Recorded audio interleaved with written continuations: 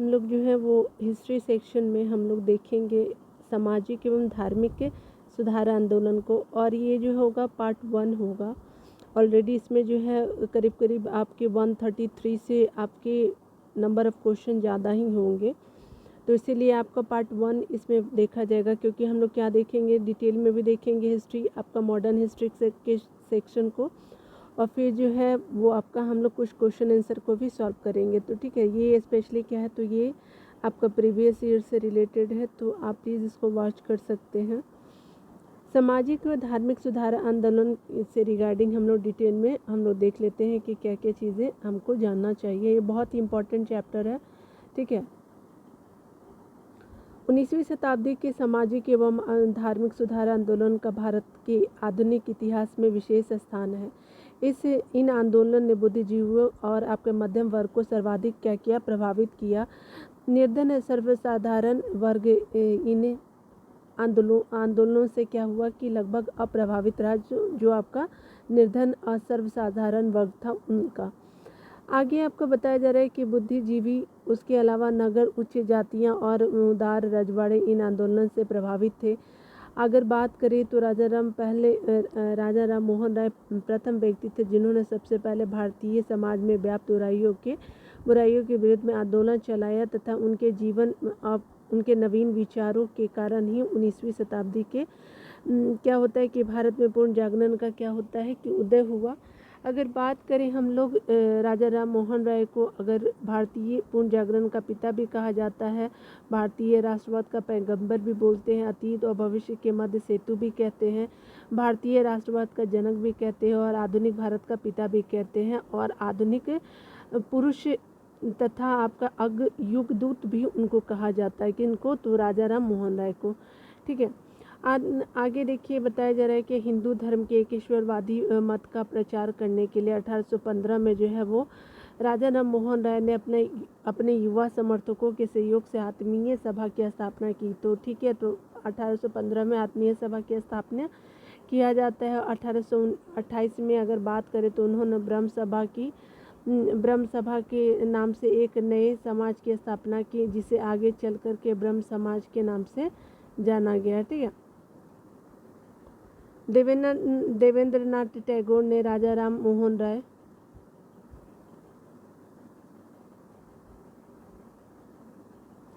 के विचारों के प्रसार के लिए 1839 ईस्वी में तत्वबोधिनी सभा की स्थापना की। कब, तो 1839 में। हिंदू धर्म का पहला सुधार आंदोलन ब्रह्म समाज था, और जिस पर कि आधुनिक पाश्चात्य विचारधारा का बहुत बड़ा प्रभाव था।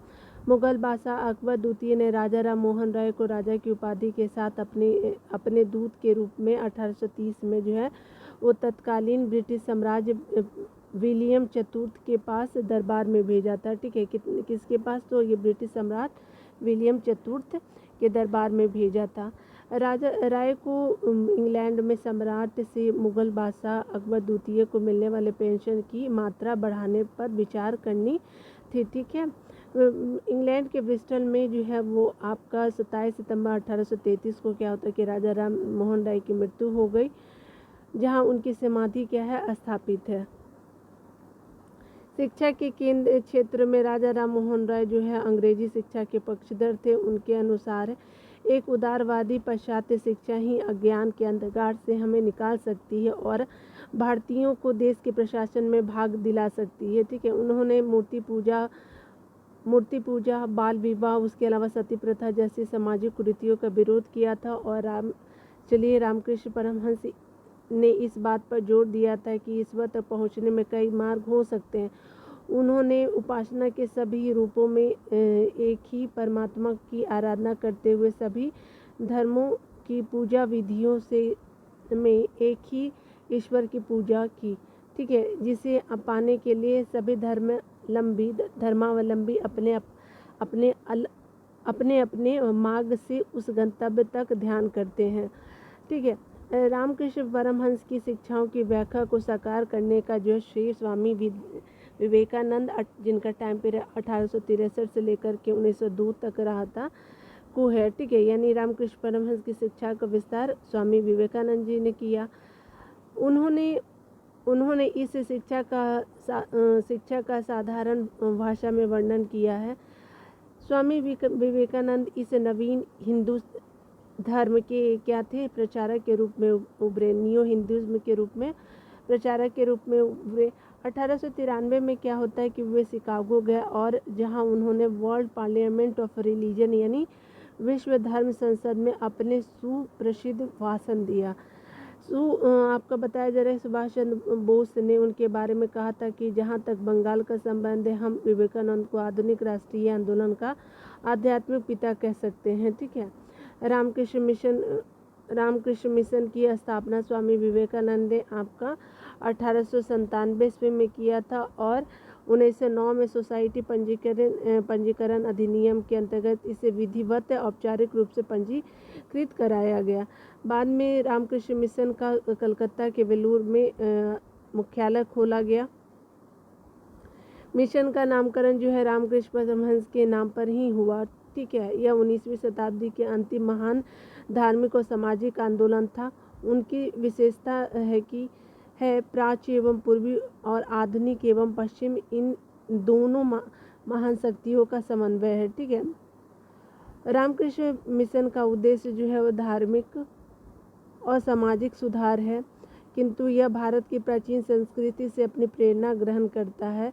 यह शुद्ध वेदांत के सिद्धांत को अपना आदर्श मानता है। इसका लक्ष्य मनुष्य के भीतर की उच्चतम आध्यात्मिकता का क्या करना है, विकास करना है, किंतु साथ ही यह हिंदू धर्म में पीछे विकसित मूर्ति पूजा जैसी चीज़ों की कीमत और आपका उपयोगिता भी स्वीकार करता है। मिशन की दूसरी विशेषता है सभी धर्मों की सच्चाई में विश्वास। आपका आगे बताया जा रहा है कि स्वामी विवेकानंद कहा करते थे कि सभी विभिन्न धार्मिक विचार एक ही मंजिल तक पहुंचने के केवल विभिन्न रास्ते हैं। ठीक है। मंजिल एक है लेकिन रास्ते अलग अलग हैं। शारदा मणि मुखोपाध्याय, जिन्हें शारदा देवी के नाम से जाना जाता है, का विवाह 23 वर्षीय रामकृष्ण परमहंस से 5 वर्ष की उम्र में 1859 को हुआ था, यानी शारदा मणि 5 साल की थी। ठीक है। आगे बताया जा रहा है क्या है कि मूल शंकर जो है वो स्वामी दयानंद का जन्म 1824 को गुजरात की मोरबी रियासत यानी आपका कठियावाड़ क्षेत्र के एक ब्राह्मण कुल में हुआ था। उन्होंने 1860 में अगर बात करें तो 1860 में मथुरा में स्वामी विजयानंद जी से वेदों के शुद्ध अर्थ और वैदिक धर्म के प्रति अगाध श्रद्धा प्राप्त की। ठीक है। 1867 में क्या होता है कि 1867 में उन्होंने पाखंड खंडिनी पताका लहराया। उनके विचार उनकी प्रसिद्धि पुस्तक सत्यार्थ प्रकाश में वर्णित थे। उनकी अन्य रचनाओं में पाखंड खंडन, वेद भाष्य भूमिका, आपका ऋग्वेद भाष्य है, अद्वैत मत खंडन है, पंच महायज्ञ विधि और वल्लभाचार्य मत खंडन प्रमुख है। ठीक है। तो ये हमने देख लिया यहाँ पे रचना के बारे में। स्वामी दयानंद ने कहा कि अच्छा शासन स्वशासन का स्थापन पर नहीं है। ठीक है। उसके अलावा ये लाइन भी पूछा गया बहुत एग्जामों में। दयानंद सरस्वती मूल शंकर ने अप्रैल 1875 में बम्बई में आर्य समाज की स्थापना की, जिसका मुख्य उद्देश्य जो था वो प्राचीन वैदिक धर्म की शुद्ध रूप से पुनः स्थापना करना था। ठीक है। आर्य समाज आंदोलन का प्रचार जो है प्राय पाश्चात्य प्रभावों को प्रतिक्रिया के रूप में हुआ। उसके अलावा अगर देखें तो 1877 ईस्वी में आर्य समाज का मुख्यालय लाहौर में स्थापित किया गया। इसके उपरांत आर्य समाज का अधिक प्रचार हुआ और आपका बताया जा रहा है कि शुद्ध वैदिक परंपरा में विश्वास के चलते स्वामी जी ने पुनः वेदों की ओर चलो का नारा दिया। स्वामी दयानंद का उद्देश्य था कि भारत को धार्मिक, सामाजिक और आपका राष्ट्रीय रूप से एक कर दिया जाए। धार्मिक क्षेत्र में वह मूर्ति पूजा, बहुदेववाद, उसके अलावा अवतारवाद, पशु बलि, श्रद्धा, तंत्र मंत्र तथा झूठे कर्मकांडों को स्वीकार नहीं करते थे। स्वामी दयानंद को उनके धार्मिक सुधार प्रयासों के कारण भारत का मार्टिन लूथर किंग कहा। ठीक है, आगे बताया जा रहा है कि आर्य समाज के नियम और सिद्धांत सबसे पहले बम्बई में गठित किया गया। ठीक है, उसके अलावा अगर बात करें 1892-93 में क्या होता है कि आर्य समाज 2 गुटों में बट गया। एक गुट पाश्चात्य शिक्षा का समर्थक था तथा दूसरा गुट पाश्चात्य शिक्षा विरोधी था। पाश्चात्य शिक्षा के विरोधियों में स्वामी श्रद्धानंद, उसके अलावा लेखराज और मुंशी राम प्रमुख थे। इन लोगों ने 1902 में क्या किया कि गुरुकुल की स्थापना की। ठीक है, पाश्चात्य शिक्षा के समर्थकों में लाला लाजपत राय तथा आपका हंसराज प्रमुख थे। इन लोगों ने दयानंद एंग्लो वैदिक कॉलेज की स्थापना की। सर्वप्रथम आपका बताया जा रहा है कि स्वामी दयानंद सरस्वती ने आपका स्वराज शब्द का क्या किया, प्रयोग किया और हिंदू को राष्ट्र भाषा के रूप में स्वीकार किया। ठीक है, प्रार्थना समाज की स्थापना 1867 ईस्वी में बम्बई में आचार्य केशव चंद्र सेन की प्रेरणा से आपका आत्माराम पांडुरंग द्वारा की गई। ठीक है, आगे बताया जा रहा है कि महादेव गोविंद रानडे इस संस्था से 1869 ईस्वी में जुड़े। इस संस्था का मुख्य उद्देश्य जाति प्रथा का विरोध करना, स्त्री पुरुषों की विवाह की आयु में वृद्धि, विधवा विवाह और स्त्री शिक्षा को प्रोत्साहन देना था। रानडे का प्रमुख उल्लेख जो है पश्चिमी भारत में संस्कृति पुनर्जागरण के अग्रदूत के रूप में किया जाता है। ठीक है, देव समाज की स्थापना 1887 में शिव नारायण अग्निहोत्री ने लाहौर में की थी। ये ब्रह्म समाज के पूर्व अनुयायी थे। इस समाज के उपदेशों को देवशास्त्र नामक एक पुस्तक में जो है संकलित किया गया 1873 ईस्वी में सत्यशोधक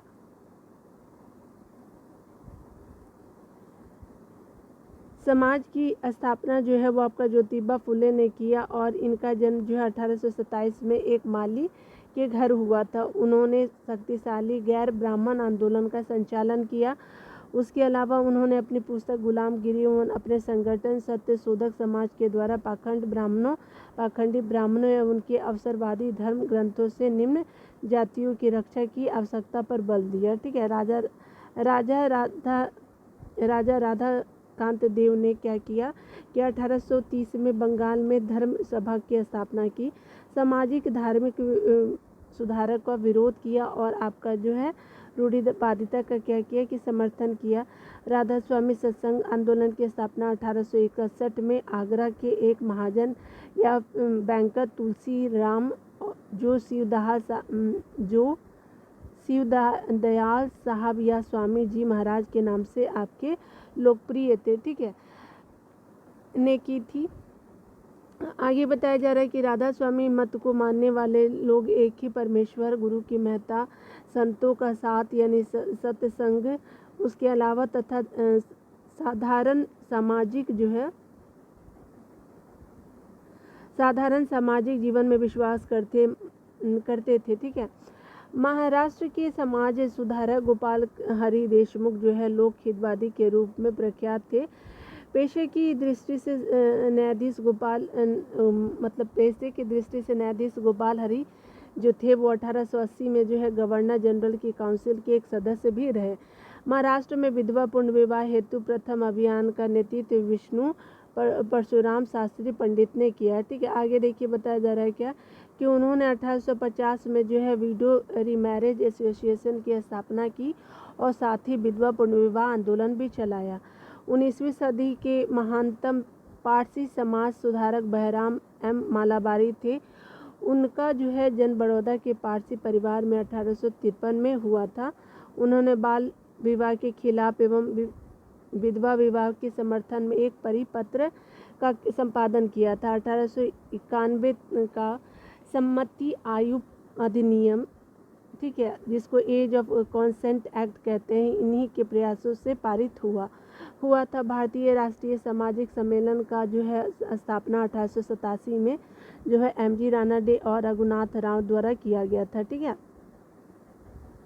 इस सम्मेलन का मुख्य उद्देश्य जो था आपका बहुविवाह, बाल विवाह और कुलीनवाद जैसी प्रथाओं का समापन करना था। 1850 ईस्वी में जातीय अक्षमता का कानून कास्ट डिजेबिलिटी एक्ट द्वारा हिंदुत्व से धर्मांतरित व्यक्तियों के नागरिक अधिकारों की रक्षा का प्रावधान किया गया। ठीक है। 1856 ईस्वी के हिंदू विधवा पुनर्विवाह कानून, जिसको हम लोग कहते हैं हिंदू विडो रीमैरिज एक्ट द्वारा जो है वो विधवाओं के पुनर्विवाह को कानून संगत बनाया गया। ठीक है। 1856 में आपका अगला बताया जा रहा है क्या कि सती निषेध रेगुलेशन लॉर्ड विलियम बेंटिक के समय 1829 में बनाया गया था।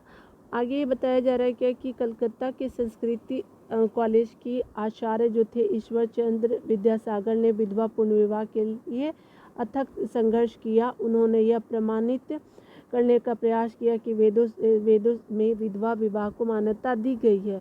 इनके प्रयासों के फलस्वरूप जो है वो 26 जुलाई 1856 को हिंदू विधवा पुनर्विवाह आपका क्या है तो पारित किया गया 26 जुलाई को।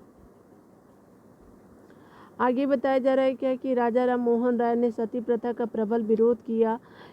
यह उन्हीं के प्रयासों का फल था कि 1829 में 17वें नियम के अनुसार जो विधवा को जीवित जलाना बंद कर दिया गया और न्यायालयों को आज्ञा दी गई कि ये ऐसे मामले में निर्दोष मानव हत्या के लिए मुकदमा चला और आपका दोषियों को दंडित करे। लॉर्ड एलनबरो के काल में 1843 के एक्ट में जो है वो आपका गुलामी एक्ट 5 के गुलामी यानी दास्ता को गैर कानूनी बना दिया गया। ठीक है। केशव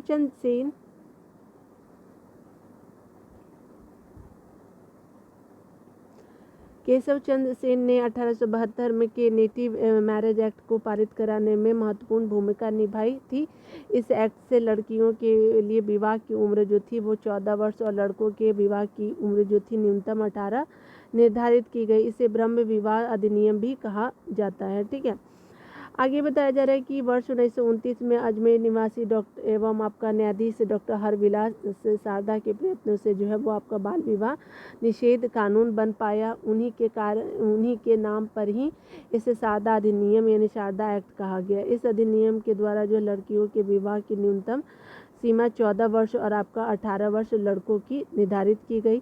थियोसॉफिकल सोसाइटी की स्थापना की बात करें तो एक रूसी महिला मैडम HP ब्लाडवेस्की, अमेरिकी सैनिक अधिकारी कर्नल अर्काट और विलियम स्वान जज एवं अन्य द्वारा 1875 में न्यूयॉर्क में किया गया था। ठीक है।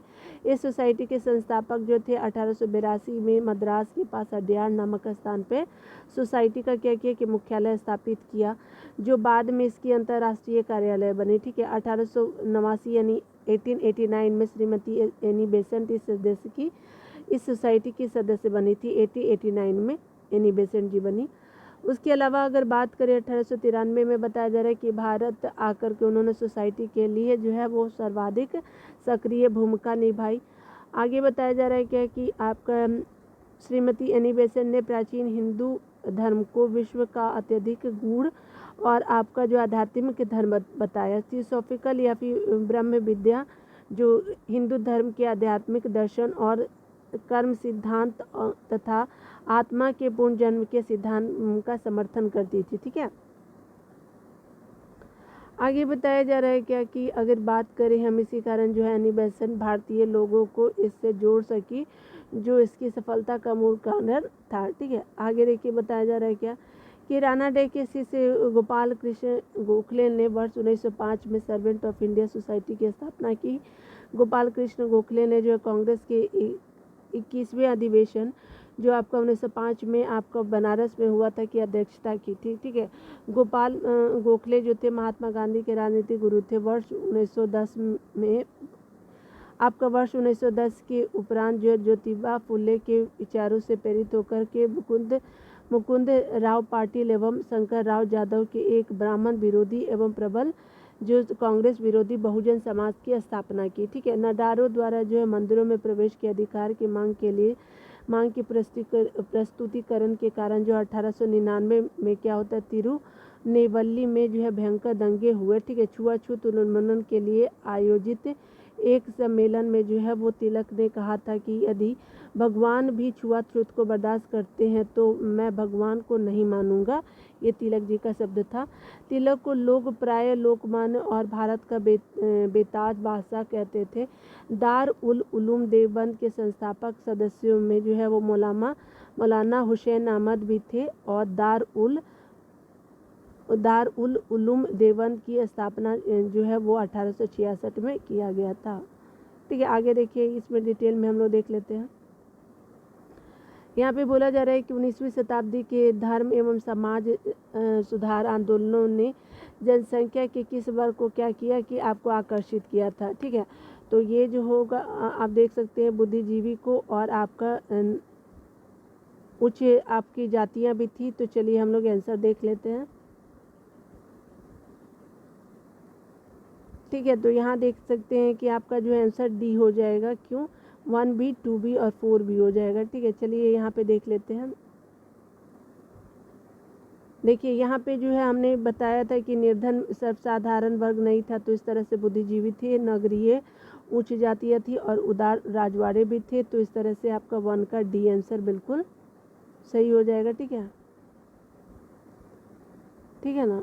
चलिए देखिए यहाँ पे बोला जा रहा है क्या है कि 19वीं शताब्दी के धार्मिक एवं आपके सामाजिक सुधार आंदोलनों का जो भारत के आधुनिक इतिहास में विशेष स्थान है। इन आंदोलनों ने जो है वो बुद्धिजीवियों और मध्यम वर्ग को सर्वाधिक प्रभावित किया। ठीक है, निर्धन सर्वसाधारण वर्ग इन आंदोलनों से लगभग अप्रभावित ही रहा। बुद्धिजीवी आपका नगरीय उच्च जातियाँ और उदार रजवाड़े इन आंदोलनों से क्या हुए? प्रभावित थे। ठीक है, आगे देखिए बोला जा रहा है क्या कि यहाँ पे बताया जा रहा है कि 19वीं जो है भारत की आधुनिकीकरण हुआ था 19वीं शताब्दी की बात करें। ठीक है, उसके अलावा बताया जा रहा है कि सामाजिक धार्मिक आंदोलनों के मूल में बुद्धिवाद, वैज्ञानिक दृष्टिकोण तथा अन्य ऐसे विचार थे जो आधुनिकता के आधार बन पाए। ठीक है, तो यहाँ पे देख लेते हैं कथन और कारण में कौन सा हमारा सही हो जाएगा। तो देखिए यहाँ जो है आपका बी बिल्कुल सही हो जाएगा, ए और आर दोनों सही है। ए जो है सही व्याख्या आर है। ठीक है, ए की सही व्याख्या आर कर रहा है, यानी 19वीं भारत का आधुनिकीकरण हुआ। ठीक है, और आपको बताया जा रहा है कि सामाजिक धार्मिक आंदोलनों के मूल में बुद्धिवाद, उसके अलावा वैज्ञानिक दृष्टिकोण एवं अन्य ऐसे विचार थे जो आधुनिकता के आधार माने गए। ठीक है, तो इस तरह से बी हो जाएगा। देखिए यहाँ पे बताया जा रहा है कि 19वीं शताब्दी के धार्मिक और सामाजिक सुधार आंदोलन का भारत के आधुनिक इतिहास में विशेष स्थान है। ठीक है, इस आंदोलन ने जो है वो बुद्धिजीवियों और आपका मध्यम वर्ग को सर्वाधिक प्रभावित किया।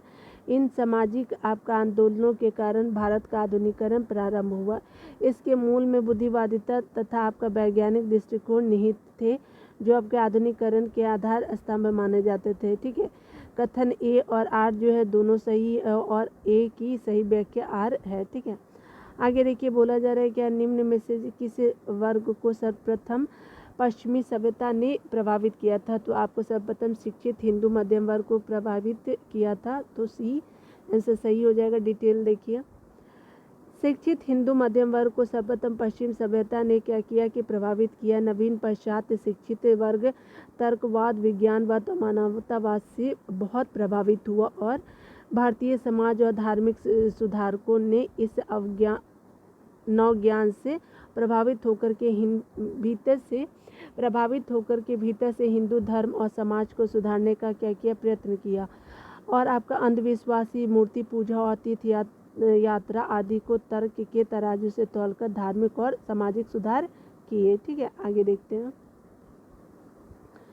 आगे बताया जा रहा है कि निम्न महापुरुषों में से कौन है जो भारतीय जागृति का जनक कहलाता है। तो बी आंसर राजा राम मोहन राय हो जाएगा, बी।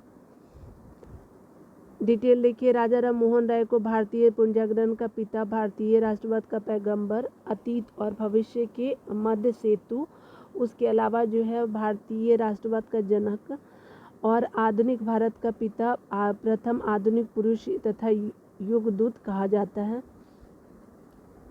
भारतीय राष्ट्रवाद का जनक किसको कहा जाता है? तो ये आपका राजा राम मोहन राय हो जाएगा, डी हो जाएगा ना।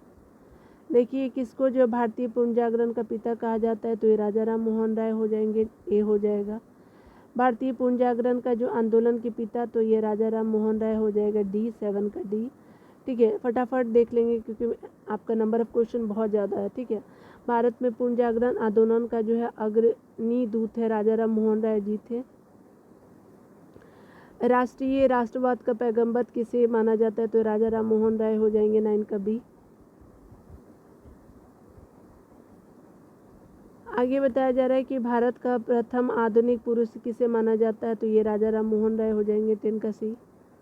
यहाँ पे बताया जा रहा है कि राजा राम मोहन राय जो स्थापित प्रथम आपका क्या था? तो संस्था आत्मीय सभा 1815 में किया जाता है। ठीक है, ये आपका बताया जा रहा है हिंदू धर्म के एकेश्वरवादी मत का प्रचार करने के लिए 1815 में क्या होता है? राजा राम मोहन राय ने अपने युवा समर्थकों के सहयोग से आत्मीय सभा की स्थापना की। ठीक है, और यह जो प्रथम संस्था थी राजा राम मोहन राय के द्वारा स्थापित किया गया। ठीक है, देखिए बोला जा रहा है कि आपका आत्मीय सभा के संस्थापक 1815 हो जाएगा, और ये कब होता है? तो ये किसके द्वारा? राजा राम मोहन राय। ए आंसर बिल्कुल सही हो जाएगा। ब्रह्म समाज की स्थापना, तो यहाँ पे इसमें से कोई नहीं होगा। ठीक है, इसीलिए स्टार मार्क है। यहाँ पे देखिए तो आपका 20 अगस्त 1828 को 1828 हो जाता। ठीक है, यहाँ से 1828 हो जाता। ठीक है ना। देखिए यहाँ पे बोला जा रहा है क्या कि राजा राम मोहन राय ने जो है वो आपका 20 अगस्त 1828 को ब्रह्म सभा की ब्रह्म सभा नाम से एक नए समाज की स्थापना की, जिसे आगे चल के समाज ब्रह्म समाज के नाम से जाना जाने लगा। इस समाज ने जो है वो मूर्ति पूजा का विरोध किया और एक ब्रह्मा की पूजा का उपदेश दिया। ठीक है, यह ऐसे लोगों की जमात थी जो आपके ईश्वर की एकता में क्या करते थे? विश्वास करते थे और मूर्ति पूजा से अलग रहते थे। इस नवीन धर्म में जो है वो सामाजिक रीति रिवाजों एवं धार्मिक कर्मकांडों के लिए कोई स्थान नहीं था। ठीक है, आगे बताया जा रहा है कि ब्रह्म समाज ने रंग वर्ण अथवा मत पर विचार किए बिना मानव मात्र के प्रति प्रेम और जीवन की उच्चतम विधि के रूप में मानवता को सेवा पर बल दिया। ठीक है, समाज के सिद्धांतों के मुख्य आधार थे आपके मानव विवेक, वेद और आपका उपनिषद। ठीक है, आगे बताया जा रहा है कि ब्रह्म समाज की स्थापना किसने की थी? तो ये राजा राम मोहन राय थे। ठीक है, आगे देख लेते हैं। यहाँ पे बोला जा रहा है कि हिंदू धर्म का पहला सुधार आंदोलन ब्रह्म समाज था, जिस पर आधुनिक पश्चात विचारधारा का बहुत प्रबल प्रभाव पड़ा था। इसकी स्थापना मूलतः जो ब्रह्म सभा के रूप में जो 1828 में राजा राम मोहन राय ने किया था, और 1830 में लिखे गए प्रन्यास पत्र में उन्होंने बताया कि इस समाज का उद्देश्य जो शाश्वत सर्वाधार और अपरिवर्त्य ईश्वर की पूजा है। ठीक है, जो सारे विश्व का कर्ता और रक्षक है। ठीक है, यह नया भवन भी न्यास मंडल को दिया गया है, जिसमें बताया गया कि मूर्ति पूजा बलि देने की अनुमति नहीं थी, और राजा राम मोहन राय के उपदेशों का तात्पर्य सभी धर्मों में जो आपसी एकता का सामंजस्य स्थापित करना था, और इसे ईश्वरवादी आंदोलन के रूप में आगे बढ़ाने का श्रेय जो है वो महर्षि देवेंद्रनाथ टैगोर जी को जाता है, जिनका टाइम पीरियड अगर बात करें तो ये 1817 से 1800 क्या होता है कि आपका 1905 तक देवेंद्रनाथ टैगोर जी का 1817 से 1905 तक का टाइम पीरियड रहा। आगे बताया जा रहा है वह इस आंदोलन में 1843 ईस्वी में सम्मिलित हुए, और उन्होंने क्या किया कि ब्रह्म धर्मावलंबियों को मूर्ति पूजा, तीर्थ यात्रा, उसके अलावा कर्मकांड और प्रायश्चित आदि से रोका। आपका बताया जा रहा है कि महर्षि देवेंद्रनाथ टैगोर ने केशव चंद्र सेन को ब्रह्म समाज का आचार्य नियुक्त किया। ठीक है, उसके अलावा केशव चंद्र सेन की वाकपटुता और उदारवादी विचारों ने इस आंदोलन को लोकप्रिय बना दी, और शीघ्र ही इसकी शाखा बंगाल से बाहर यूपी और आपका क्या हुआ मद्रास में खोल दी गई। ठीक है, देखिए यहाँ पे बताया जा रहा है कि ब्रह्म समाज की स्थापना राजा राम मोहन राय ने कब किया? तो 1928 में किया। हमने बहुत डिटेल देखा है। ठीक है, ब्रह्म समाज के संस्थापक राजा राम मोहन राय हो जाएगा। यहाँ पे बताया जा रहा है कि राम मोहन राय को राजा की उपाधि अकबर सेकंड ने दिया था, बी हो जाएगा। देखिए यहाँ पे बताया जा रहा है कि मुगल बादशाह अकबर द्वितीय यानी जिसको सेकंड बोलते हैं ने राम मोहन राय को राजा की उपाधि के साथ अपने दूत के रूप में 1830 में क्या होता है कि तत्कालीन ब्रिटिश सम्राट विलियम चतुर्थ के दरबार में भेजा। राय को इंग्लैंड में सम्राट से मुगल बादशाह अकबर द्वितीय को मिलने वाले पेंशन की मात्रा बढ़ाने की बातचीत करनी थी। ठीक है, इंग्लैंड के ब्रिस्टल में जो है वह 27 दिसंबर 1833 को राजा राममोहन की मृत्यु हो गई और उनकी समाधि भी यहाँ पे ही है। ठीक है, आपको देखिए यहाँ तो हमने देख लिया, तो ये आपका अकबर द्वितीय हो जाएगा, डी हो जाएगा, पढ़ने का ज़रूरत नहीं है, एक ही चीज़ को कितने बार पढ़ें। समाधि कहाँ है राजा राममोहन राय की, तो सी हो जाएगा। देखिए यहाँ पे बताया जा रहा है कि आपका जो है केशव चंद्र सेन का संबंध आपकी किसकी स्थापना से था, तो ये आपका कलकत्ता यूनिटेरियन नहीं है, टैबर नेकल ऑफ न्यू डिस्पेंसेशन से है और इंडियन रिफॉर्म एसोसिएशन से, तो 2 और 3 हो जाएगा, तो बी आंसर बिल्कुल। और ये केशव चंद्र सेन के बारे में हम लोग देख रहे हैं, ठीक है ना। डिटेल देखिए, कहा जा रहा है केशव चंद्र सेन जो है वो महान समाज सुधारक और राष्ट्रवादी व्यक्ति थे। ठीक है, केशव चंद्र सेन का जन्म अगर बात करें तो 19 नवंबर 1838 को एक बंगाली परिवार में हुआ था। वे 1857 में ब्रह्म समाज में सम्मिलित हुए और 24 जनवरी 1868 को केशव चंद्र ने टेबरनेकल ऑफ न्यू डिस्पेंसर नामक आपका संघ की स्थापना की। 1870 में क्या होता है कि 1870 में केशव चंद्र सेन ने हिंदू पुनर्वास के प्रवक्ता के रूप में इंग्लैंड की यात्रा की। ठीक है, आगे बताया जा रहा है कि 1870 ईस्वी में क्या होता है कि इंग्लैंड से वापस लौटने पर जो है केशव चंद्र सेन ने जो है 29 अक्टूबर 1870 को इंडियन रिफॉर्म्स एसोसिएशन नामक आपका क्या किया, संस्था का गठन किया।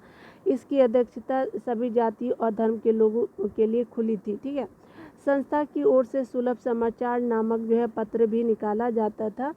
उसके अलावा जबकि आपका कलकत्ता यूनिटेरियन कमेटी का गठन जो है वो 1823 में राजा राममोहन राय ने द्वारका नाथ टैगोर एवं विलियम्स एडम द्वारा किया था। ठीक है, तो ये दूसरे हो जाएंगे। ठीक है, तो ये हमने देख लिया।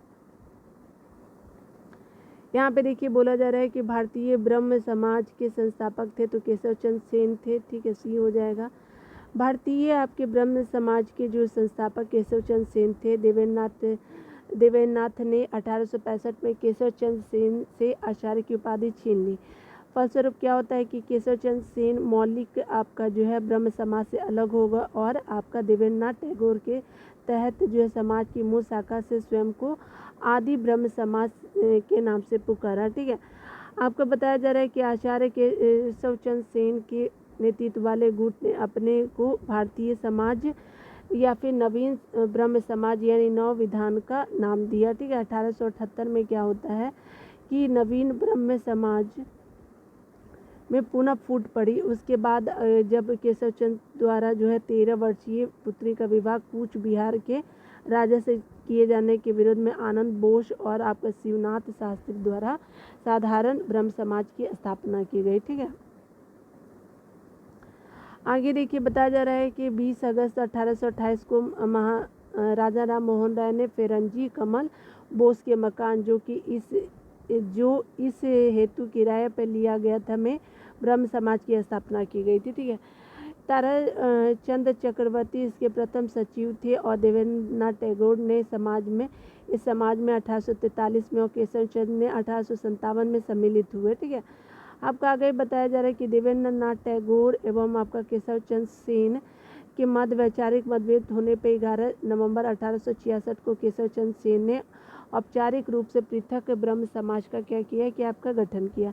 तो इसका नामकरण भारतीय ब्रह्म समाज किया गया, जबकि पूर्व स्थापित ब्रह्म समाज को आदि ब्रह्म समाज के नाम से जाना गया। ब्रह्म समाज की मूल site www.brahmosomaj.net gazetteer of India volume 2 में इतिहास एवं संस्कृति मैकमिलन प्रकाशित बहुत डिटेल है ये तो। ठीक है, भारत का सामाजिक और सांस्कृतिक और आर्थिक इतिहास। ठीक है, इसमें ये इम्पोर्टेंट नहीं है। ठीक है ना, देखिए ये भी इम्पोर्टेंट नहीं है, यहाँ पे जो है ये मत देखिए। ठीक है, ये बहुत ही बड़ा है, ये मत देखिए। चलिए आगे देखते हैं। आदि ब्रह्म समाज के संस्थापक कौन थे, तो ये देवेंद्रनाथ टैगोर थे। तो आपका 22 का ए आंसर बिल्कुल सही हो जाएगा। जो इम्पोर्टेंट नहीं है उसको देखने से कोई फ़ायदा नहीं है। ठीक है ना, ब्रह्म समाज का सिद्धांत आधारित है, तो ब्रह्म समाज का सिद्धांत एक देववाद पे है, तो सी हो जाएगा। 1828 में क्या होता है कि आपका राजा राम मोहन राय ने ब्रह्म समाज की नींव डाली। ठीक है, आपका ब्रह्म समाज की स्थापना का जो उद्देश्य एक ईश्वरवाद की उपासना, मूर्ति पूजा का विरोध और अवतारवाद का खंडन है। ब्रह्म समाज ने सार्वभौम ईश्वर की उपासना पर बल दिया है। ठीक है, आगे देखते हैं। आगे कहा जा रहा है कि राजा राम मोहन राय ने निम्नलिखित किस्म से किसका विरोध नहीं किया? तो पाश्चात्य शिक्षा का विरोध नहीं किया था और सभी का किया था उन्होंने। देखिए, शिक्षा के क्षेत्र में राजा राम मोहन राय अंग्रेजी शिक्षा के पक्षधर थे। उनके अनुसार एक उदारवादी पाश्चात्य शिक्षा ही अज्ञान के अंधकार से हमें निकाल सकती है और भारतीयों को देश के प्रशासन में भाग दिला सकती है। आगे देखिए, बताया जा रहा है कि निम्न में से जो है किसे राम मोहन राय के धार्मिक सामाजिक विचारों के विरोध में प्रारंभ किया गया? तो आपका समाचार चंद्रिका को ये आपका स्टार्ट किया जाता है, बी हो जाएगा। राम मोहन राय के धार्मिक सामाजिक विचारों के विरोध में भवानी चरण बंदोपाध्याय ने 1822 में समाचार चंद्रिका पत्रिका को प्रकाशन शुरू किया। इससे पूर्व ये संवाद कौमुदी के संस्थापक थे। ठीक है,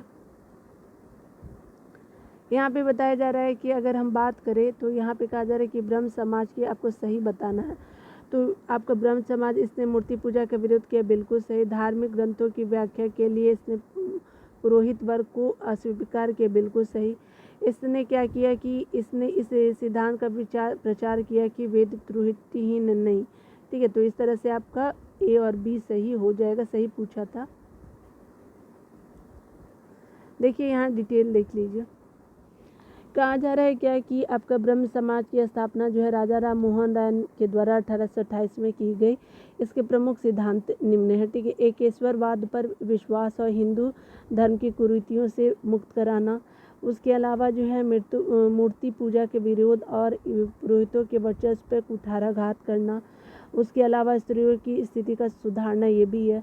ठीक है, वेदों को त्रुटिहीन मानने वाले आपके स्वामी दयानंद सरस्वती थे। ठीक है, उसके अलावा इस प्रकार जो 1 और 2 आपके ब्रह्म समाज के लिए सही और तीसरा क्या है? तो आपका गलत है। ठीक है, आगे देखिए 27 नंबर प्रश्न में कहा जा रहा है कि 19वीं शताब्दी के उत्तरार्ध में जो है 9 हिंदूवाद के सबश्रेष्ठ प्रतिनिधि कौन थे? तो ये आपके स्वामी विवेकानंद जी थे। ठीक है, डिटेल देख लीजिए। आपको बताया जा रहा है क्या कि अगर बात करें रामकृष्ण परमहंस की शिक्षाओं की व्याख्यान को साकार करने का श्रेय जो है वो स्वामी विवेकानंद ने 1863 को 1902 ईस्वी उनका टाइम पीरियड है, 1863 से 1902। उन्होंने इस शिक्षा का साधारण भाषा में वर्णन किया। स्वामी विवेकानंद इस नई हिंदू धर्म के प्रचारक के रूप में उभरे और 1893 ईस्वी में वे शिकागो गए, जहां उन्होंने वर्ल्ड पार्लियामेंट ऑफ रिलीजन यानी विश्व धर्म संसद में अपना सुप्रसिद्ध भाषण दिया। ठीक है, इस भाषण से उन्होंने पश्चिम संसार के सामने पहली बार भारत की संस्कृति की महत्ता को प्रभावकारी तरीके से प्रस्तुत किया। 19वीं शताब्दी के उत्तरार्ध में जो है स्वामी विवेकानंद 9 हिंदूवाद के सर्वश्रेष्ठ प्रतिनिधि थे। ठीक है, आगे देखते हैं। विश्व विवेकानंद ने शिकागो में आयोजित पार्लियामेंट ऑफ वर्ल्ड रिलीजन्स में भाग लिया था। कब? 1893 में। आगे देखिए, बताया जा रहा है क्या कि आपका जो है स्वामी विवेकानंद शिकागो में आयोजित विश्व धर्म सम्मेलन में अपना भाषण कब दिया था? तो 1893 में ना, इसीलिए स्टार मार्क है। ठीक है, देखिए आगे 30 नंबर प्रश्न को देखिए। बोला जा रहा है कि वर्ष 1893 में शिकागो में आयोजित अंतर्राष्ट्रीय धर्मों की संसद से किसका जुड़ा हुआ है? ठीक है, तो आपका किसका नाम जुड़ा हुआ? तो आपका स्वामी विवेकानंद जी का है। तो आप देख सकते हैं कि यहाँ पे सी आंसर बिल्कुल स्वामी विवेकानंद जी हो जाएंगे। देखिए, आपका बताया जा रहा है कि किस वर्ष जो है स्वामी विवेकानंद ने विश्व धर्म संसद में भाग लिया था? तो आपका 1893 में लिया था। यहाँ पे बोला जा रहा है कि इनमें से किसने जो 1893 में शिकागो में आयोजित धर्म संसद में आपका भाग लिया था? स्वामी विवेकानंद जी थे। तो आगे देखिए, व्यवहारिक वेदांत के आपके कौन प्रतिपादक कौन थे व्यवहारिक वेदांत के? तो ये आपके विवेकानंद जी थे, डी हो जाएगा। देखिए, यहाँ पे बताया जा रहा है कि व्यवहारिक वेदांत जिसको प्रैक्टिकल वेदांता की प्रतिपादक स्वामी विवेकानंद थे। ठीक है, विवेकानंद के अनुसार एक धर्म के रूप में वेदांत को गहन रूप से व्यवहारिक होना चाहिए ताकि हम अपने जीवन के प्रत्येक भाग में इसका पालन करने में सक्षम हो सके। विवेकानंद ने व्यवहारिक वेदांत पर सर्वप्रथम अपना भाषण 10 नवंबर 1896 को लंदन में दिया। ठीक है, आइए अगला देखते हैं। 34 नंबर प्रश्न में कहा जा रहा है कि इनमें से किस प्रख्यात समाज सुधारक ने ज्ञान योग, कर्म योग, आपका राजयोग नामक पुस्तक लिखा? तो ये आपका स्वामी विवेकानंद जी है। यहाँ पे बताया जा रहा है कि स्वामी विवेकानंद ने ज्ञान योग, कर्म योग, राजयोग नामक पुस्तक लिखी। 1893 में वे शिकागो गया और जहाँ उन्होंने वर्ल्ड पार्लियामेंट ऑफ रिलीजन, विश्व धर्म संसद में अपना सुप्रसिद्ध भाषण दिया। 1897 में उन्होंने आपका रामकृष्ण मिशन की स्थापना की। आगे बताया जा रहा है कि रामकृष्ण मिशन की स्थापना किसने की? तो यह स्वामी विवेकानंद जी ने किया। सी हो जाएगा। देखिए आपका आगे बताया जा रहा है कि रामकृष्ण मिशन की स्थापना स्वामी विवेकानंद ने 1897 में की। 1909 में सोसाइटी पंजीकरण अधिनियम के तहत इसे विधिवत औपचारिक रूप से पंजीकृत कराया गया और आपकी रामकृष्ण मिशन को कलकत्ता के वेलूर में मुख्यालय खोला गया। ठीक है, आगे देखिए बोला जा रहा है क्या कि रामकृष्ण मिशन किसके द्वारा प्रारंभ किया गया? तो ये स्वामी विवेकानंद जी थे। सी हो जाएगा। रामकृष्ण मिशन की स्थापना 1857 में आपका किसने किया? तो ये आपके विवेकानंद जी थे। ए हो जाएगा। स्वामी विवेकानंद रामकृष्ण मिशन की स्थापना 1897 में किया, तो डी हो जाएगा। उसी तरह से ये भी आपका रामकृष्ण मिशन की स्थापना स्वामी विवेकानंद जी ने डी में किया 1897 में। शारदा मणि कौन थी? तो ये जो थी वो आपकी रामकृष्ण परमहंस की पत्नी थी, तो बी हो जाएगा। 40 का बी। ठीक है, तो यहाँ पे देखिए बोला जा रहा है कि आपने देखा कि बी हो जाएगा। यहाँ पे बताया जा रहा है कि शारदा मणि मुखोपाध्याय जिन्हें शारदा देवी के नाम से जाना जाता है का विवाह 23 वर्षीय रामकृष्ण परमहंस से 5 वर्ष की आयु में 1859 ईस्वी में हुआ था। आगे बताया जा रहा है क्या कि ईश्वर के बारे में सोचने के लिए मेरे पास वक्त नहीं है, क्योंकि अभी इस धरती पर बहुत काम किया जाना बाकी। उपयुक्त कथन किसका है? तो ये आपका स्वामी ईश्वर चंद्र विद्यासागर जी के द्वारा था। डी आंसर हो जाएगा। यहाँ पे बताया जा रहा है क्या कि अगर बात करें ईश्वर है या नहीं, यह पूछे जाने पर विद्यासागर का जवाब था कि ईश्वर के बारे में सोचने के लिए मेरे पास वक्त नहीं है, क्योंकि अभी इस धरती पर बहुत काम किया जाना है। ठीक है, आगे देखिए। आगे बताया जा रहा है क्या कि ब्रिटिश साम्राज्य जो है वो पूरी तरह से सड़ चुका है, हर तरह से भ्रष्ट, अत्याचारी एवं हीन है। ठीक है, हर तरह से आपका भ्रष्ट, अत्याचारी एवं हीन है। यह कथन किसके द्वारा दिया गया? तो ये सिस्टर निवेदिता जी थी। ए हो जाएगा। ठीक है, आगे देखिए कहा जा रहा है, डिटेल भी आप पढ़ सकते हैं। ठीक है, और ये विवेकानंद जी की शिष्य रही थी। स्वामी विवेकानंद द्वारा स्थापित किया गया था। तो ये आपका जो है दयानंद सरस्वती, एक मिनट फिर से देख लीजिए इसको। दयानंद सरस्वती द्वारा स्थापित किया गया, तो आर्य समाज का स्थापना किया गया, तो बी हो जाएगा। यहाँ पे बताया जा रहा है कि दयानंद सरस्वती जिसका मूल नाम क्या है? मूल शंकर है। ठीक है, आपका दयानंद सरस्वती जी का ने आपका अप्रैल 1875 में बम्बई में आर्य समाज की स्थापना की। ठीक है, इसका मुख्य उद्देश्य की बात करें तो प्राचीन वैदिक धर्म की शुद्ध रूप से पूर्ण स्थापना करना था। आर्य समाज आंदोलन का प्रचार प्राय पाश्चात्य प्रभाव की प्रतिक्रिया के रूप में हुआ था। 1877 में आर्य समाज का मुख्यालय लाहौर में स्थापित किया गया और इसके उपरांत जो है आर्य समाज का अधिक प्रचार हुआ। ठीक है, आगे देखिए आपका बताया जा रहा है कि आपका आर्य समाज की स्थापना का वर्ष 1875 हो जाएगा। आगे बताया जा रहा है कि क्या कि आर्य समाज की स्थापना किसने की थी? तो आर्य समाज की स्थापना की बात करें तो ये आपका दयानंद सरस्वती जी ने किया था। सी आंसर हो जाएगा। आगे देखिए बताया जा रहा है कि वेदों के पुनरुत्थान का श्रेय किसको जाता है? तो ये दयानंद सरस्वती जी को जाता है। सी आंसर हो जाएगा। डिटेल देख लीजिए। कहा जा रहा है क्या कि आपका आर्य समाज के संस्थापक दयानंद सरस्वती शुद्ध वैदिक परंपरा में विश्वास करते थे। उन्होंने वेदों की ओर लौटने का नारा दिया। उत्तर वैदिक काल से आज तक सभी मतों को उन्होंने पाखंड या फिर झूठे धर्म की संज्ञा दी। 1867 ईस्वी में उन्होंने झूठे धर्मों का खंडन करने के लिए खंडिनी पताका लहराई और आपका दयानंद सरस्वती वेदों को भारत के आधार स्तंभ के रूप में देखते थे। उनका विश्वास था कि आपका जो है हिंदू धर्म और वेद जिस पर कि भारत का पुरातन समाज क्या है टिका है, टीका था शाश्वत, अपरिवर्तनीय और धर्मातीत एवं दैवीय है। इसलिए उन्होंने वेदों की ओर लौटने का क्या किया, आपका नारा भी दिया और वेद ही समस्त ज्ञान के स्रोत है का नारा दिया। उसके अलावा अगर बात करें तो स्वामी दयानंद को उनके धार्मिक सुधार प्रयासों के कारण भारत का मार्टिन लूथर किंग कहा जाता है। ठीक है, आगे देखिए बोला जा रहा है क्या कि वेदों की ओर किसने कहा था, वेदों की ओर चलो, ये आपके होंगे दयानंद सरस्वती जी। बी आंसर बिल्कुल सही हो जाएगा। भारत में बताया जा रहा है कि आपके मार्टिन लूथर किंग किनको कहा जाता है, तो ये आपके दयानंद सरस्वती जी हो जाएंगे, ए हो जाएगा। आपका 49 नंबर प्रश्नों को देखिए, कहा जा रहा है कि क्या कि आपको बताया जा रहा है कि आपका जो है वो दयानंद सरस्वती जी के द्वारा सत्यार्थ प्रकाश की रचना किसने की, तो ये आपका दयानंद सरस्वती जी थे। ठीक है, तो आपका सत्यार्थ प्रकाश की रचना स्वामी दयानंद सरस्वती जी द्वारा किया गया। 49 का डी आंसर हो जाएगा।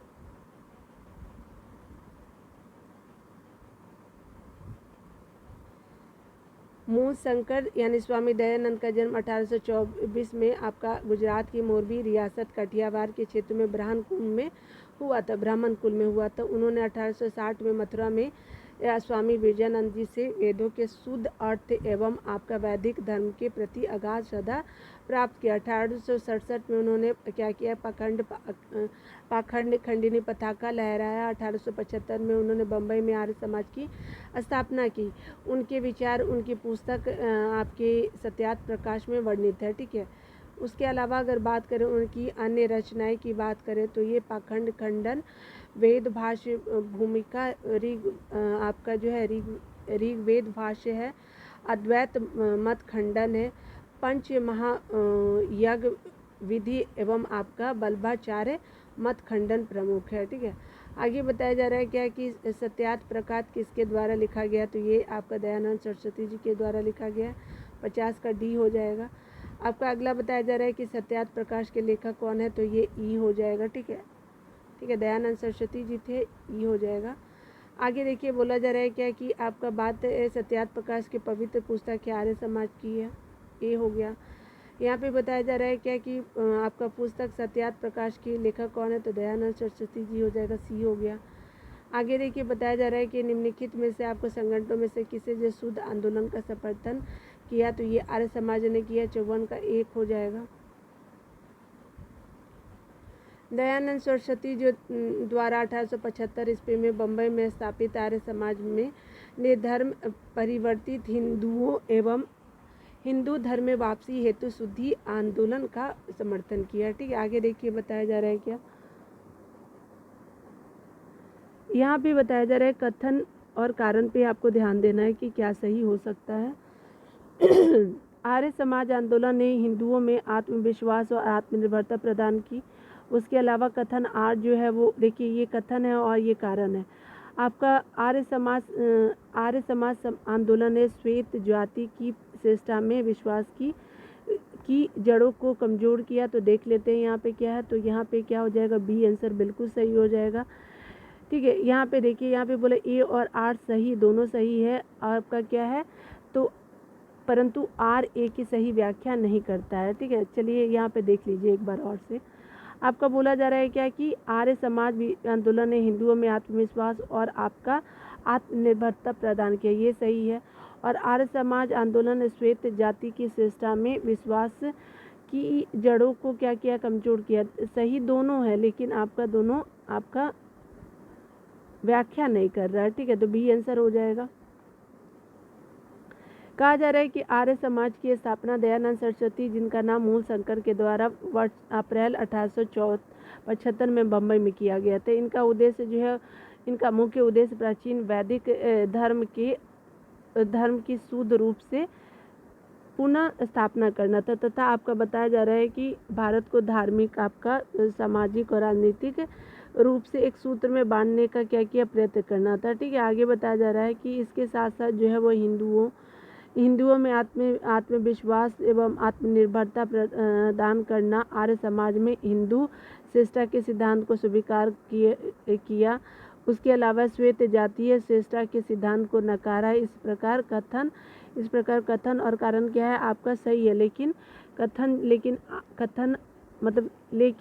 कारण आर कथन ए की सही व्याख्या नहीं करता, इसलिए आपका बी सही उत्तर हो जाएगा। ठीक है, आगे बताया जा रहा है कि निम्नलिखित में से किसने कहा था कि अच्छा शासन स्वशासन का स्थापनापन नहीं है, तो ये आपका है स्वामी दयानंद जी ने कहा था, सी हो जाएगा। यहाँ पे डिटेल देख लीजिए तो कहा जा रहा है कि स्वामी दयानंद सरस्वती विदेशी दासता को एक अभिशाप मानते थे और स्वतंत्रता और आपके लोकतंत्र के हिमायती थे। उनके धार्मिक विचारों में स्वदेशी का विशेष महत्व था और आपका जो है राजनीतिक क्षेत्र में वे कहते थे कि बुरे से बुरा देशी राज्य जो है वो अच्छे से अच्छे विदेशी राज्य से अच्छा है। ठीक है, आगे देखिए यहाँ पे कहा जा रहा है क्या कि 57 नंबर प्रश्नों को कि निम्नलिखित में से किसे जो है कि किस व्यक्ति ने सर्वप्रथम स्वराज शब्द का प्रयोग किया और हिंदी का राष्ट्रभाषा माना, तो ये आपका दयानंद सरस्वती जी थे। ठीक है, 57 का बी हो जाएगा। यहाँ पे बताया जा रहा है कि स्वामी दयानंद सरस्वती जो थे स्वराज शब्द का प्रयोग किया और आपका सर्वप्रथम उन्होंने किया और हिंदी को राष्ट्रभाषा के रूप में क्या किया, स्वीकार किया। आगे देखिए बोला जा रहा है कि आपको बताना है, कालक्रम को बताना है कि आपका कालक्रम क्या होगा। तो आपका तुलसीदास पहले होंगे, उसके बाद आपके राजा राम मोहन राय, विवेकानंद जी, आपके फिर दयानंद सरस्वती जी हो जाएंगे और लास्ट में आपके स्वामी विवेकानंद जी हो जाएंगे। ठीक है, पहला, दूसरा, तीसरा और आपका चौथा हो जाएगा। इस तरह से आपका 58 का बी आंसर सही हो जाएगा। ठीक है, तुलसीदास, राजा राम मोहन राय, दयानंद सरस्वती और लास्ट में आपके विवेकानंद जी हो जाएंगे। ठीक है, अगर बात करें तुलसीदास का जन्म जो है 16वीं सदी ईस्वी में राजा राम मोहन का आपका 1772 से 1873 का टाइम पीरियड रहा। आपका दयानंद सरस्वती जी का 1824 से 1883 तक का था, विवेकानंद जी का 1863 से 1902 तक था। ठीक है, आगे देखिए बोला जा रहा है क्या कि 59 नंबर प्रश्नों की किसने महाराष्ट्र में प्रार्थना समाज की स्थापना की, तो ये आत्माराम पांडुरंग जी थे। बताया जा रहा है डिटेल में, प्रार्थना समाज की स्थापना 1867 में बम्बई में आचार्य केशव चंद्र सेन की प्रेरणा से आत्माराम पांडुरंग द्वारा किया गया था। महादेव गोविंद रानडे इस संस्था से 1869 में क्या हुआ, जुड़े और इसके प्रमुख संचालक बने। इस संस्था का प्रमुख उद्देश्य जाति प्रथा का विरोध, स्त्री पुरुष की विवाह की आयु में वृद्धि, विधवा विवाह एवं स्त्री शिक्षा को क्या करना था, प्रोत्साहन देना था। रानडे का सामाजिक सुधार आंदोलन 19वीं शताब्दी के अंत में तथा तक सफलतापूर्वक जारी रहा। ठीक है, चलिए आगे देखते हैं। यहाँ पे बताया जा रहा है कि प्रार्थना समाज के संस्थापक कौन थे, तो आपके तो बताने की ज़रूरत नहीं है, आपने ऊपर देखा है। ठीक है, तो कौन थे, आपके आत्माराम पांडुरंग जी थे। ठीक है, तो आपने यहाँ तक तो स्टार मार्क है। ठीक है ना, तो याद रखिएगा। ठीक है, यहाँ पे देख लीजिए प्रार्थना समाज के संस्थापक कौन थे, तो ये तो आत्माराम पांडुरंग जी थे, ए हो गया। आपका आगे बताया जा रहा है महाराष्ट्र में प्रार्थना समाज के संस्थापक मुख्य संचालक कौन थे, एमजी रानडे जी थे, बी हो गया। आगे बताया जा रहा है कि देव समाज का संस्थापक निम्नलिखित में से कौन थे, तो देव समाज के संस्थापक शिव नारायण अग्निहोत्री जी थे। ठीक है, सी हो जाएगा। देव समाज की स्थापना जो है वो 1887 में शिव नारायण अग्निहोत्री ने लाहौर में की। ये जो है ब्रह्म समाज के पूर्व अनुयायी थे और इस समाज के उपदेशों को देवशास्त्र नामक एक पुस्तक में संकलित किया गया। इसमें बताया जा रहा है, इसमें प्रभु की सत्ता, आत्मा की समरसता, गुरु की महत्ता और संस्कारों की आवश्यकता पर बल दिया गया। वर्ष 1913 में के बाद जो है शिव नारायण अग्निहोत्री द्वारा अपने द्वितीय पुत्र देवानंद को आपका जो आध्यात्मिक उत्तराधिकारी नियुक्त करने के बाद इस आंदोलन को सार्वजनिक लोकप्रियता प्राप्त हो गई। ठीक है, आगे बताया जा रहा है कि आपका किसने जो 1873 में सत्य शोधक समाज की स्थापना की, तो ये ज्योतिबा फुले जी थे, बी हो गया। ठीक है, देखिए यहाँ पे बताया जा रहा है कि आपका 1873 में सत्य शोधक समाज की स्थापना ज्योतिबा फुले ने की थी और इनका जन्म जो 1827 में एक माली के घर में हुआ। तो उन्होंने शक्तिशाली गैर ब्राह्मण आंदोलन का संचालन किया। उन्होंने अपनी पुस्तक गुलामगिरी एवं अपने संगठन आपका सत्य शोधक समाज के द्वारा पाखंडी ब्राह्मणों एवं उनके अवसरवादी धर्म ग्रंथों से निम्न जातियों की रक्षा की आवश्यकता पर बल दिया। यहाँ पे देखिए बताया जा रहा है कि आपका 65 नंबर प्रश्नों को देखिए, कहा जा रहा है सत्यशोधक समाज की स्थापना किसने की, तो ये आपका ज्योतिबा फुले जी थे, सी हो जाएगा। सत्यशोधक समाज की स्थापना किसने की, तो आपका ज्योतिबा फुले, ठीक है। गुलामगिरी के लेखक कौन है, तो ये आपके जो थे वो ज्योतिबा फुले जी हैं, 67 का भी हो जाएगा। सत्यशोधक आंदोलन चलाया गया था किसके द्वारा, तो ज्योतिबा फुले जी के द्वारा, सी हो जाएगा, ठीक है। आगे देखिए आपको बताया जा रहा है कि महात्मा ज्योतिबा फुले द्वारा किस संगठन की स्थापना की गई थी, तो ये आपका सत्यशोधक समाज हो जाएगा। विभिन्न तरह से प्रश्नों को पूछा गया है। पिछड़े वर्गों का उत्थान किसकी मुख्य आपकी कार्यक्रम थी, तो ये सत्यशोधक समाज का था, 70 का बी हो जाएगा, ठीक है। यहाँ देख लीजिए कहा जा रहा है क्या कि पिछड़े वर्गों का उत्थान सत्यशोधक समाज का मुख्य कार्यक्रम था, ठीक है। इसकी स्थापना 1873 में ज्योतिबा फुले ने किया। यह आंदोलन दलितों और निम्न जाति के लोगों के कल्याण के लिए चलाया गया। अपनी ब्राह्मण विरोधी गतिविधियों का संगठित रूप में प्रसार करने के लिए उन्होंने आलोचनात्मक ग्रंथों, सार्वजनिक सत्य, धर्म पुस्तक एवं गुलामगिरी की रचना की, ठीक है। तो यहीं तक रहने देते, ठीक है ना, बहुत बड़ा है ये कोई पूरा डिटेल में, ठीक है ना। चलिए अब मिलते हैं अगले वीडियो में, तब तक खुद का ख्याल रखिए और पढ़ते रहे, टेक केयर।